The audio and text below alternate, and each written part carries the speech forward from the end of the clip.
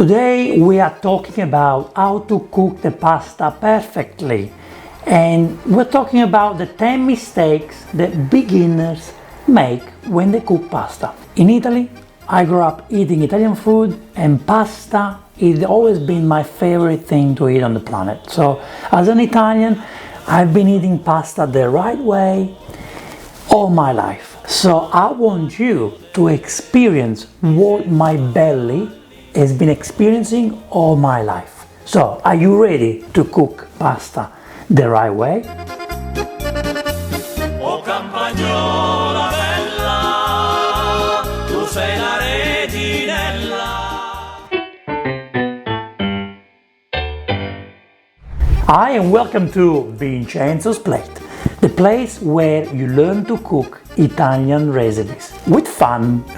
Today we learn together how to cook the right pasta. Step by step, I want you to become a fantastic pasta cook, because you can do it. You can do it better than the restaurant. So let's start. Tip number one is the pasta. You need to buy top quality pasta. Now, there are different types of pasta you can buy, and how do you know which one is best? It's not just for the branding. What I recommend you, the easiest thing for you to remember when you buy pasta is look at the cooking time. So if you have two spaghetti options, look at the one that takes longer to cook. The one that takes longer to cook is the better one. Another advice is put the two spaghetti next to each other. One has a lighter color, the other one is a dark yellow close to orange. This one, close to orange, is not a good one. This one, light yellow, it is the good one. Okay? I hope this advice will help you when you go and buy pasta from the shop. Tip number two. This is a pot, but it's not a pot for pasta. When you cook pasta, you need to use a large pot. The reason why is because pasta needs space to cook. It's like when you go to a nightclub. When you go and dance, you want space when you dance. Pasta needs to dance in a lot of water. It needs to have fun. The pasta needs to move and dance around. So when you cook your pasta, get a large pot, put lots of water in there, and bring it to boil, okay? Bring the pasta to boil. You don't pay a lot of money for water. It's only water from the sink, and it is very, very important. Tip number three, prepare your sauce before you cook the pasta. So at the moment we have the water that we need to bring to boil. It's not boiling yet, we need to wait. You need to prepare the sauce, because the sauce needs to be ready when the pasta is ready.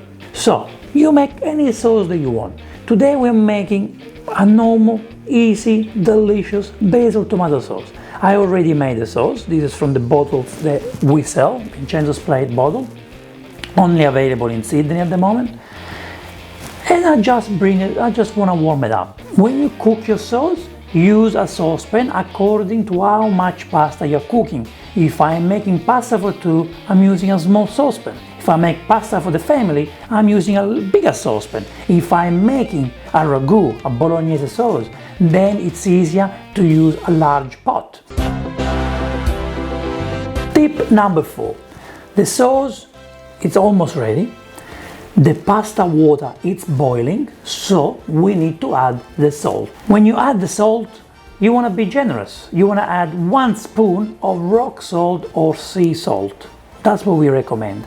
And you want the flavor, the pasta to get the flavor in the pot. So pasta doesn't have any salt, okay? So 1 tablespoon, I guess it's enough. My nonna will put 2 tablespoons of salt, and you give extra flavor to your pasta.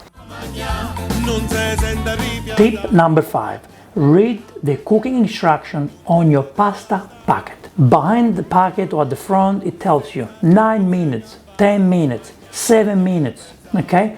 So from the moment that you put the pasta into the boiling water, you count the minutes, okay? So put the pasta in, give it a little stir, and from there you count, okay? If you follow the instruction on the packet, you don't go wrong. Every pasta is different. There is no need for you to put pasta on the wall or to do anything else you want to do. You can actually try a little bit of pasta to see if it's ready. The reason why we cook the pasta right now is because the sauce is ready, and as soon as the pasta is ready, so let's say the packet says 9 minutes, at the 9th minute I take the pasta out and I put it straight in the sauce. That's why this is very important that you do it right at the end, because if you cook pasta before in advance and you let it sit, you're gonna lose all the benefits, all the flavors, and all the deliciousness of the pasta. Okay? And now the pasta is boiling, and I can say after about 5 to 6 minutes that it's boiling, what you do, get a cup, put it in, get a little bit of water. That water right now, after 5 or 6 minutes, is full of starch. The starch you need to combine the pasta and the sauce. I put it on the side for now. So how do you take the pasta out of the water? You can use tongs. So you just use tongs and get the pasta out a little bit at a time and put it straight into the sauce.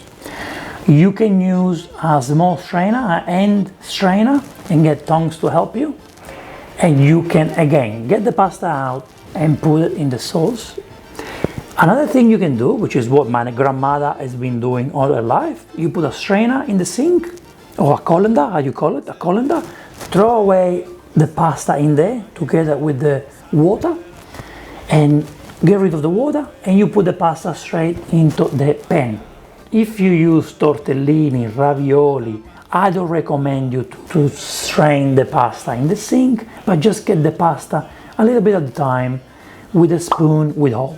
So it's easier for you, more delicate to manage the ravioli or any type of filled pasta.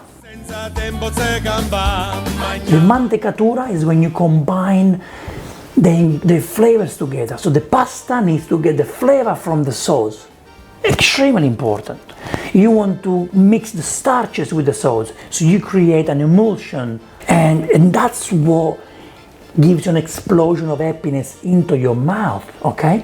That cup of starch, you know, the mug, the teacup of starch, water, you put it inside your pasta now. Don't put all of it, just put accordingly to what you need. Mix, and you will see that your sauce will get thicker, and you get more out of it, you know what I mean? If you use rigatoni or penne, you want the sauce to go inside. I use spaghetti, I want every single spaghetto to be wet from the pasta. That's what I want. It is extremely, extremely important. I've seen people getting the pasta, let it rest there, which is not good, and then put it in the plate, just with olive oil, and then you put a schnitzel on top, or you put just the sauce on top. You're missing out. I'm sorry to be so direct, but what's gonna happen to your pasta? The pasta doesn't get flavors. Even if you mix it in the plate, you're not gonna be able to mix it the same way, because by the time you do that, the pasta dried up, the sauce doesn't have what gives you the flavor, you know what I mean?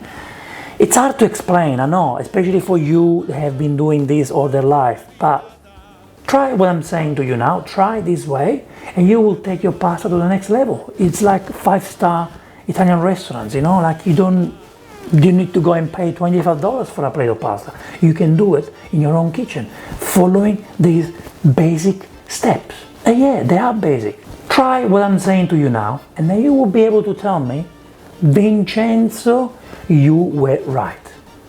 And thank you. And that's what I want you to say. Thank you, and subscribe.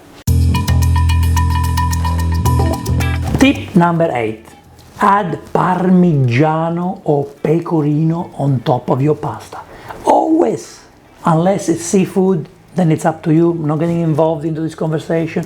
But any pasta that you make, you need to add Parmigiano Pecorino right at the end when it's in the plate. Put it in there and enjoy it. It's a must. You must do this. Tip number 9. It can sound stupid, the tip, but it is very important, and not many people do. You need to serve your pasta hot. When you put it on the plate, on the table, it needs to be eaten straight away. If you want to take photos, what I recommend you to do, make an extra plate just for photos, just for Instagram. You can take the photos after, when you finish your meal. But the pasta needs to be served straight away. If you make pasta and you let it sit on the table for a long time, you're not going to enjoy the way you should. Last but not least, eat your pasta with love. Yes, when I say that, I really want you to have the pasta the way I'm telling you to do it. Put lots of love into it and enjoy it. Yes, it takes effort to do what I tell you to do. It takes a little bit more time. You have steps to follow. But you are going to love it. And you need to eat it with love. And all your guests are going to eat it with love. They are 100%. And maybe your guests can, make sure they bring wine, make sure they help you to clean, make sure they help you to enjoy the evening. They will make your evening more special, trust me. And everyone will give you compliments like you never received compliments. Imagine you're making this pasta or the pasta that you were doing until yesterday. So just a simple pasta with no dressing and the chicken on top. Trust me, this pasta will get you compliments. So thank you so much for watching this episode. I hope it helped you. If it didn't, okay, I tried. If it did, just write a comment below. I appreciate. Cook with love, put passion into your food, and family will come together. Thank you so much, and ora si mangia. Vincenzo's plate.